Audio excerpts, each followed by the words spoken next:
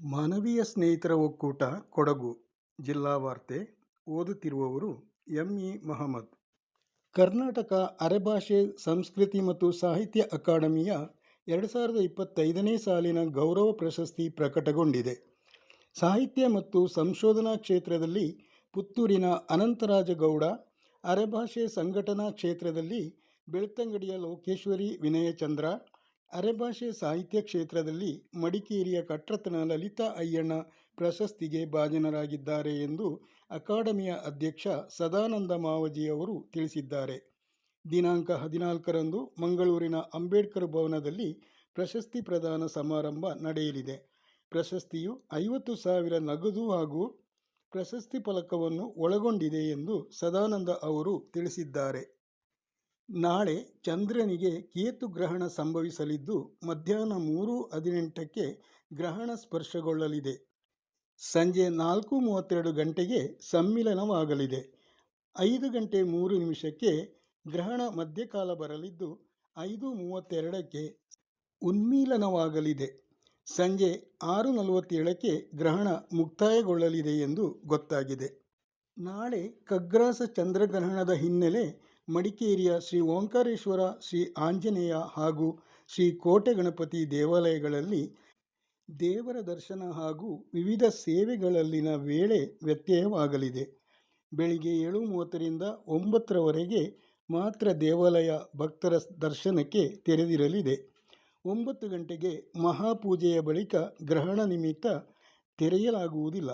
ಸಂಜೆ 6:48ರ ಬಳಿಕ ಗ್ರಹಣ ಮೋಕ್ಷ ಕಳೆದ ಮೇಲೆ ದೇಗುಲವನ್ನು ತೆರೆಯಲಾಗುವುದು ಎಂದು ಪ್ರಕಟಣೆ ತಿಳಿಸಿದೆ. ಮಡಿಕೇರಿಯ ಕೈಗಾರಿಕಾ ಬಡಾವಣೆ ರಸ್ತೆ ಇನ್ನು ಮುಂದೆ ಶಕ್ತಿ ಗೋಪಾಲಕೃಷ್ಣ ರಸ್ತೆಯಾಗಲಿದೆ. ಈ ರಸ್ತೆಗೆ ಶಕ್ತಿ ದಿನಪತ್ರಿಕೆಯ ಸ್ಥಾಪಕ ಸಂಪಾದಕ ಬಿ.ಎಸ್. ಗೋಪಾಲಕೃಷ್ಣ ಅವರ ಹೆಸರನ್ನು ಇರಿಸಲು ನಗರಸಭೆ ಅನುಮೋದನೆ ನೀಡಿದ್ದು, ಶಕ್ತಿ ದಿನಪತ್ರಿಕೆಯ ಹುಟ್ಟುಹಬ್ಬದ ದಿನವಾದ ಮಾರ್ಚ್ 4ರಂದು ಬುಧವಾರ ಕೊಡಗು ಪತ್ರಕರ್ತರ ಸಂಘದ ಆಶ್ರಯದಲ್ಲಿ ಈ ನೂತನ ನಾಮಕರಣ ಸಮಾರಂಭ ನಡೆಯಲಿದೆ. ಅಂದು ಪೂರ್ವಾಹ್ನ 10:30ಕ್ಕೆ ಶಾಸಕ ಡಾ. ಮಂತರಗೌಡ ಅವರು ನಾಮಫಲಕವನ್ನು ಅನಾವರಣಗೊಳಿಸಲಿದ್ದಾರೆ. ನಗರಸಭೆಯ ಅಧ್ಯಕ್ಷೆ ಕಲಾವತಿ, ಉಪಾಧ್ಯಕ್ಷ ಮಹೇಶ್ ಜೈನಿ, ಮಡಿಕೇರಿ ನಗರಾಭಿವೃದ್ಧಿ ಪ್ರಾಧಿಕಾರದ ಅಧ್ಯಕ್ಷ ಬಿ.ವೈ. ರಾಜೇಶ್, ಪೌರಾಯುಕ್ತ ಎಚ್.ಆರ್. ರಮೇಶ್, ಶಕ್ತಿ ಪತ್ರಿಕೆಯ ಪ್ರಧಾನ ಸಂಪಾದಕ ಜಿ. ರಾಜೇಂದ್ರ ಮುಖ್ಯ ಅತಿಥಿಗಳಾಗಿ ಪಾಲ್ಗೊಳ್ಳಲಿದ್ದಾರೆ ಎಂದು ಕೊಡಗು ಪತ್ರಕರ್ತರ ಸಂಘದ ಅಧ್ಯಕ್ಷ ಅನಿಲ್ ಎಚ್.ಟಿ. ತಿಳಿಸಿದ್ದಾರೆ. ದೇಶಕ್ಕೆ ಕೊಡವ ಜನಾಂಗದವರ ಕೊಡುಗೆ ಅಪಾರವಾದುದು ಎಂದು ಮುಖ್ಯಮಂತ್ರಿಗಳ ಕಾನೂನು ಸಲಹೆಗಾರರೂ ಆಗಿರುವ ಶಾಸಕ ಎಸ್. ಪೊನ್ನಣ್ಣ ಅಭಿಪ್ರಾಯಪಟ್ಟರು. ಕರ್ನಾಟಕ ಕೊಡವ ಸಾಹಿತ್ಯ ಅಕಾಡೆಮಿ ಹಾಗೂ ಕುಟ್ಟ ಕೊಡವ ಸಮಾಜದ ಜಂಟಿ ಆಶ್ರಯದಲ್ಲಿ ಆಯೋಜಿಸಿದ್ದ ಗೌರವ ಪ್ರಶಸ್ತಿ ಮತ್ತು ಕೊಡವ ಸಾಹಿತ್ಯ ಸಂಸ್ಕೃತಿಯ ಅಂದೋಳ ಕಾರ್ಯಕ್ರಮ ಉದ್ಘಾಟಿಸಿ ಅವರು ಮಾತನಾಡಿದರು. ಅಕಾಡೆಮಿಯ ಅಧ್ಯಕ್ಷ ಅಜ್ಜಿನಿಕಂಡ ಮಹೇಶ್ ನಾಚಯ್ಯ, ವಿಧಾನ ಪರಿಷತ್ ಸದಸ್ಯ ಮಂಡೇಪಂಡ ಸುಜಾ ಕುಶಾಲಪ್ಪ ಮುಂತಾದವರು ಸಮಾರಂಭದಲ್ಲಿ ಮಾತನಾಡಿದರು. ಕೊಡವ ಹಾಕಿ ಅಕಾಡೆಮಿ, ಹಾಕಿ ಕರ್ನಾಟಕ, ಹಾಕಿ ಕೂರ್ಗ್ ಹಾಗೂ ಈ ಬಾರಿಯ ಹಾಕಿ ಉತ್ಸವ ಆಯೋಜಕ ಚೇನಂಡ ಕುಟುಂಬದ ಸಂಯುಕ್ತ ಸಭೆ ವಿರಾಜಪೇಟೆಯಲ್ಲಿ ನಡೆಯಿತು. ಕೊಡವ ಹಾಕಿ ಅಕಾಡೆಮಿ ಅಧ್ಯಕ್ಷ ಪಾಂಡಂಡ ಬೋಪಣ್ಣ ಅವರು ಅಧ್ಯಕ್ಷತೆ ವಹಿಸಿದ್ದರು. ಮುಂದಿನ ಏಪ್ರಿಲ್ ಮತ್ತು ಮೇ ತಿಂಗಳಿನಲ್ಲಿ ನಾಪೋಕ್ಲುವಿನಲ್ಲಿ ನಡೆಯಲಿರುವ ಚೇನಂಡ ಕಪ್ ಕೊಡವ ಹಾಕಿ ಉತ್ಸವಕ್ಕೆ ಎಲ್ಲ ರೀತಿಯ ಸಹಕಾರ ಹಾಗೂ ಬೆಂಬಲವನ್ನು ಸಭೆಯು ವ್ಯಕ್ತಪಡಿಸಿತು. ಚೇನಂಡ ಕುಟುಂಬಸ್ಥರು ಕೌಟುಂಬಿಕ ಹಾಕಿಯ ಪೂರ್ವ ಸಿದ್ಧತೆಯ ಕುರಿತು ವಿವರಿಸಿದರು. ಬೆಟ್ಟತೂರು ಬಳಿ ಕಾಡಾನೆ ದಾಳಿಗೆ ತುತ್ತಾದ ವಿದ್ಯಾರ್ಥಿನಿ ಪೂಜಾ ಅವರ ಕುಟುಂಬದವರಿಗೆ ಶಾಸಕ ಎಸ್. ಪೊನ್ನಣ್ಣ ಅವರು ಸಾಂತ್ವನ ಹೇಳಿದರು. ಪೂಜಾ ಅವರ ಮನೆಗೆ ತೆರಳಿ ಕುಟುಂಬಸ್ಥರಿಗೆ ಸರ್ಕಾರದಿಂದ ಸಿಗಬೇಕಾದ ಪರಿಹಾರವನ್ನು ಒದಗಿಸಲಾಗುವುದು ಎಂದು ಹೇಳಿದ ಪೊನ್ನಣ್ಣ, ದಾಂಧಲೆ ನಿರತ ಒಂಟಿ ಸಲಗದ ಸೆರೆಗೆ ಈಗಾಗಲೇ ಅಧಿಕಾರಿಗಳಿಗೆ ಸೂಚಿಸಲಾಗಿದೆ ಎಂದರು. ಆನೆ ದಾಳಿಯಿಂದ ಮೃತಪಟ್ಟ ವಿದ್ಯಾರ್ಥಿನಿಯ ಕುಟುಂಬದ ಒಬ್ಬರಿಗೆ ಸರ್ಕಾರಿ ನೌಕರಿಯ ಬೇಡಿಕೆ ಬಂದಿದ್ದು, ಸರ್ಕಾರಿ ಮಟ್ಟದಲ್ಲಿ ಅಗತ್ಯ ಕ್ರಮ ಕೈಗೊಳ್ಳಲಾಗುವುದು ಎಂದು ಶಾಸಕರು ತಿಳಿಸಿದರು. ಪಾಲಿಬೆಟ್ಟದ ಚೆಶೈರ್ ಹೋಮ್ ವಿಶೇಷ ಶಾಲೆಯ ವಾರ್ಷಿಕ ಉತ್ಸವ ಈ ಬಾರಿ ಸಿಲ್ವರ್ ಜೂಬ್ಲಿ ಇಯರ್ ಆಚರಣೆಯು ದಿನಾಂಕ 6ರಂದು ನಡೆಯಲಿದೆ. ಸಂಸದ ಯದುವೀರ್ ಕೃಷ್ಣದತ್ತ ಒಡೆಯರ್ ಅವರು ಮುಖ್ಯ ಅತಿಥಿಯಾಗಿ ಪಾಲ್ಗೊಳ್ಳಲಿದ್ದಾರೆ ಎಂದು ಶಾಲೆಯ ಪ್ರಕಟಣೆ ತಿಳಿಸಿದೆ.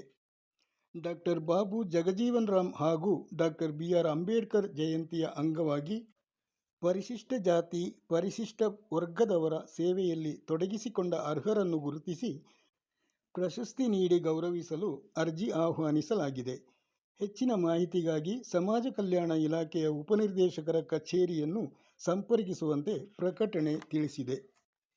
ಕಳೆದ 8 ವರ್ಷಗಳಿಂದ ವಾಟ್ಸಪ್ ಗ್ರೂಪ್ ರಚಿಸಿಕೊಂಡು ಸಮಾಜದ ಸಂಕಷ್ಟದಲ್ಲಿರುವ ಕುಟುಂಬಗಳ ಆಹಾರ, ಆರೋಗ್ಯ, ಶಿಕ್ಷಣಕ್ಕೆ ನೆರವು ನೀಡುತ್ತಾ ಬರುತ್ತಿರುವ ಮಾನವೀಯ ಸ್ನೇಹಿತರ ಒಕ್ಕೂಟವು ಮುಂದಿನ ಏಪ್ರಿಲ್ ತಿಂಗಳಿನಲ್ಲಿ ಜಿಲ್ಲಾ ಮಟ್ಟದ ಕಾರುಣ್ಯ ಕಾರ್ಯಕ್ರಮ ನಡೆಸುವ ಪೂರ್ವಭಾವಿ ಸಿದ್ಧತೆಯಲ್ಲಿದೆ.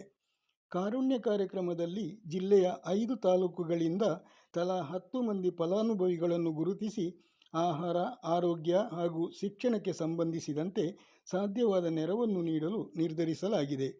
ಈ ಒಕ್ಕೂಟದ ವಾಟ್ಸಪ್ ಗ್ರೂಪ್ನಲ್ಲಿ 190 ಸದಸ್ಯರಿದ್ದು ಯಾವುದೇ ಧರ್ಮ ಭೇದಗಳಿಲ್ಲದಂತೆ ಎಲ್ಲ ವರ್ಗದ ಸಂಕಷ್ಟ ಕುಟುಂಬಗಳಿಗೆ ನೆರವಿನ ಹಸ್ತ ಚಾಚುತ್ತಾ ಬರಲಾಗುತ್ತಿದೆ ಎಂದು ಒಕ್ಕೂಟದ ಸ್ಥಾಪಕ ಅಡ್ಮಿನ್ ರಶೀದ್ ಕೋರೋತ್ ಅವರು ತಿಳಿಸಿದ್ದಾರೆ. ಪ್ರವಾಸಕ್ಕಾಗಿ UAEಗೆ ತೆರಳಿದ್ದ ಕೊಡಗಿನ ಮೂವರು ಇರಾನ್ ಇಸ್ರೇಲ್ ನಡುವಣ ಯುದ್ಧದ ಕಾರಣ ವಿಮಾನ ಸಂಚಾರ ಇಲ್ಲದೆ ಪರದಾಡುವಂತಾಗಿದೆ ಎಂದು ವರದಿಯಾಗಿದೆ. ಇವರುಗಳ ಕುಟುಂಬದವರು ಜಿಲ್ಲಾ ವಿಪತ್ತು ನಿರ್ವಹಣಾ ಪ್ರಾಧಿಕಾರಕ್ಕೆ ಮನವಿ ಸಲ್ಲಿಸಿದ್ದು ತಮ್ಮ ಕುಟುಂಬದ ಸದಸ್ಯರನ್ನು ವಾಪಸ್ ಕರೆಸಿಕೊಳ್ಳಲು ಕೋರಿಕೊಂಡಿದ್ದಾರೆ.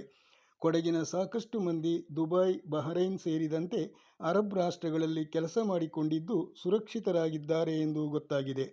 ಯುದ್ಧ ಪೀಡಿತ ಮಧ್ಯಪ್ರಾಚ್ಯ ಹಾಗೂ ಕೊಲ್ಲಿ ರಾಷ್ಟ್ರಗಳಲ್ಲಿ ಯಾರಾದರೂ ಸಿಲುಕಿಕೊಂಡಿದ್ದಲ್ಲಿ 8550001077 ವಾಟ್ಸಪ್ ಸಂಖ್ಯೆಯನ್ನು ಸಂಪರ್ಕಿಸಬಹುದು ಎಂದು ಪ್ರಕಟಣೆ ತಿಳಿಸಿದೆ.